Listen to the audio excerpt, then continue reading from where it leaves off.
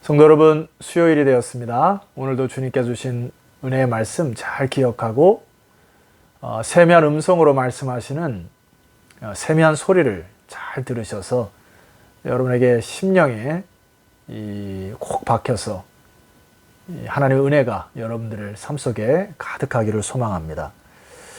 오늘 이 마가복음 10장 17절에서 31절까지의 묵상을 하려고 하는데요. 여러분이 너무 잘 아시는 부자 청년과 예수님의 대화 내용입니다. 아마 머릿속에 어떠한 대화가 오갔는지 대충 기억을 하실 텐데 제가 이 말씀을 다시 묵상하면서 느꼈던 것이 있어요. 자, 우리 17절 말씀을 제가 한번 읽어보도록 하겠습니다.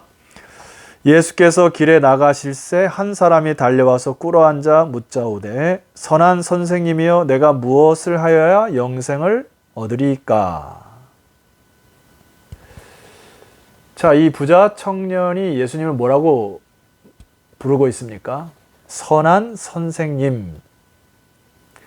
그에게 있어서 예수님은 어떤 대상이 아니고 그냥 선생이었어요. 랍비 정도로 인식이 간 겁니다.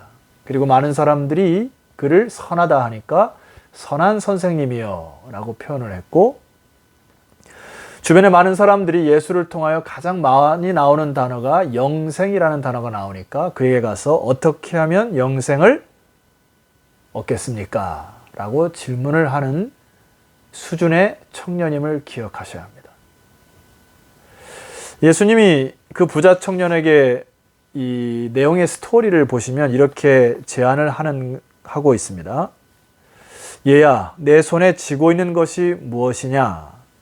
너 그것을 놓을 수 있겠니? 그것을 팔아서 나누어 주면 내가 생각할 수도 없는 하늘에서 내려오는 진짜 좋은 것을 주려고 하는데 너 나를 믿고 내 손에 가지고 있는 모든 것을 다 내려놓을 수 있겠니? 라고 질문을 하는 것입니다. 자, 이 말씀을 들은 청년의 태도와 자세를 한번 보시면 좋겠는데요. 그것이 22절에 기록되어 있습니다. 잘 들으셔야 합니다. 그 사람은 재물이 많은 고로 이 말씀으로 인하여 슬픈 기색을 띠고 근심하며 가니라 했습니다. 여기서 여러분들이 주목해야 할 단어가 슬픈 기색을 띠고 라는 단어입니다. 여러분이 슬픈 기색이라고 하는 것은 비탄이라는 단어와 동의어입니다. 이 비탄이라는 단어는 예수님이 하나님으로부터 떨어질까 사단의 유혹에 의하여 십자가를 앞에 두고 비탄에 잠겼다고 하는 고백이 있습니다. 자, 예수님은 하나님과 떨어지려고 하는 그 부분에 대해서 비탄하셨다고 했는데 이 청년은 자기가 갖고 있는 물질에서 이제 그것을 버리라, 나눠주라 하니까 돈이 전부였던 이 청년이 비탄에 빠진 것을 볼 수가 있어요. 이 청년이 갖고 있는 재물, 이것이 영생을 얻는데 장애물이 된 것입니다. 예수님은 그 밑바닥 근저에 있는 그 뿌리 깊은 곳에 그것을 터치하셔서 그것으로부터 벗어나기를 주님께서 원하셨음에도 불구하고 이 청년의 결말은 무엇입니까? 슬픈 기색을 띠고 근심하며 예수님을 떠나버렸습니다. 왜요? 단순히 선생님 정도를 알았기 때문에 그래요. 예수님은 복음서 곳곳에서 사람들에게 근저에 있는 깊은 것을 터치하셔서 영생을 주고자 합니다. 요한복음 3장에 보면 예수님과 니고데모의 대화를 기억하실 것입니다. 그에게 거듭남에 대하여 설명하실 때에 니고데모가 질문하지요. 어찌 그런 일이 있을 수 있습니까? 어찌하여 태에서 나온 아이가 다시 한번 또 더블 버스, 또다시 생을 살 수 있습니까? 라는 질문을 하실 때에 예수님이 이렇게 질문하죠. 너는 이스라엘의 선생으로 어찌 그런 것들을 알지 못하느냐? 너의 지식이 일천하구나. 하고 지금 니고데모의 깊은 근저에 있는 지식적인 자랑을 터치하는 것입니다. 니고데모는 그 지식의 장애를 뚫고 주님을 만나는 장면까지 나아갑니다. 자, 한 사람만 더 소개를 하죠. 요한복음 4장에는 수가성에 만난 여인, 서로 물을 달라, 예수님 물을 달라 하면서 대화를 하다가 요한복음 4장 16절에 갑자기 가서 내 남편을 불러오라 하고 그녀가 갖고 있었던 핸디캡, 수치심을 터치하십니다. 그리고 뭐라 얘기하십니까? 그 수치심을 건드려서 이 여인에게 요구하는 것은 그 안에 있는 밑바닥과 같은 핸디캡 장애물들을 제거하기를 바라시고 더 이상 그것으로 인하여 괴로움과 상처를 당하셔서 평생 동안 끌고 가는 것이 아니라 이제 예수님을 통하여 진정으로 주님을 만나서 새로운 인생으로 살아가기를 주님께서 바라시는 것입니다. 그래서 주님께서 그 청년에게 말씀하는 게 뭡니까? 청년아, 이제 네가 갖고 있는 돈을 버리고 와서 나를 따르라. 그리하면 하나님 나라의 천국 백성이 될 수 있느니라. 저는 오늘 예수님께서 이 말씀을 쭉 하시는 것을 보면은 다시 어린아이를 떠올리면 좋겠습니다. 여러분, 어린아이의 성품 중에 하나는 뭐지요? 의존성이라 할 수 있어요.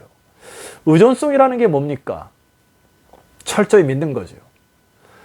제가 청소년기 시절을 중학교 한 1학년, 2학년 때로 기억을 하는데 학교를 갔다 와서 집으로 돌아오니까 집을 이사를 가야 된다고 합니다. 어린 눈에 집안 구석구석을 보니까 빨간 딱지로 다 도배가 되어 있었어요. 나중에 안 사실이지만 집이 경매에 넘어가서 우리는 쪽박촌 같은 곳으로 이사 갈 수밖에 없는 상황에 놓여 있었습니다. 부모님이 이사를 간다 하니 젊은 나이에 저는 그 밤에 잠을 잘 잤을까요? 못 잤을까요? 잠을 잘 잤습니다. 왜요? 당장은 좀 어려워지겠다는 생각은 했지만 뭐 그것 가지고 죽겠나 싶습니다. 그리고 부모님이 이 일을 잘 해결하실 거라는 믿음이 있었어요. 그리고 좀 어렵게 살아왔지만 뭐 그거는 뭐 괜찮았습니다. 어린 아이의 마음속에 부모님을 신뢰할 때 깊은 잠을 잘 수 있어요. 이거를 바로 의존성이라 이야기합니다. 성도 여러분, 어린아이와 같지 아니하면 천국에 들어갈 수 없다라는 말은 무엇입니까? 오늘 주님께서는 이것을 뒤집게 되면 어린 아이와 같아야 라는 부분입니다. 결론적으로 요한일서 1장 12절에 보면 여러분이 유명한 그 암송 구절이 있죠? 그것을 한번 암송해 봅시다. 시작. 영접하는 자, 곧 그 이름을 믿는 자들에게는 하나님의 자녀가 되는 권세를 주셨으니. 할렐루야. 영접하는 자, 어디서 많이 듣던 단어 아닙니까? 예, 우리가 월요일부터 지금까지 데코마이라는 단어를 계속 주님께서 사용하시고 이 영접이라고 하는 단어도 바로 이 데코마이라는 단어가 쓰여 있습니다. 여기서 주님 말하는 영접이라고 하는 단어는 뭐지요? 이제는 내가 주인 되었던 삶 속에서 나의 모든 것들을 내려놓고 주님에게 전적으로 의탁하기로 결정하였나이다. 바로 그 영접하는 자, 곧 그 이름을 믿는 자들에게는 비로소 하나님의 자녀가 되는 권세를 주셨다. 배로 비유하자면 배를 운전하는 키를 온전히 주께 맡기는 것이다. 이게 바로 영접이라고 한다는 뜻입니다. 그리할 때 우리에게는 삶의 대전환이 일어날 것입니다. 왜냐하면 인생의 주인이 내가 아니에요. 내 안에 계신 그분이 주인이시기 때문에.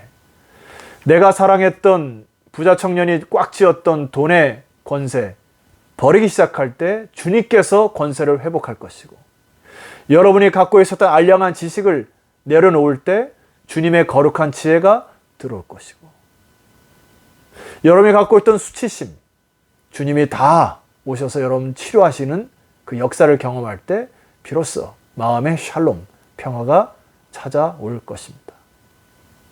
예수님이 말씀하십니다.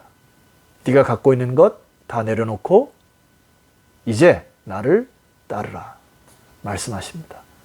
성도 여러분, 주님 말씀 깊이 의지하시고 주님을 온전히 따름으로 주님께서 주시고 하시는 진정한 평안과 샬롬, 그리고 하나님의 자녀가 되는 그 권세를 누리는 오늘 하루가 되시기를 주 이름으로 축원합니다. 기도합시다. 하나님 아버지, 오늘 부자 청년처럼 내가 붙들고 내가 거기에 생명을 걸고 이것 아니면 안 된다는 그런 아집과 자신의 생각들을 주 앞에 다 내려놓게 하옵소서.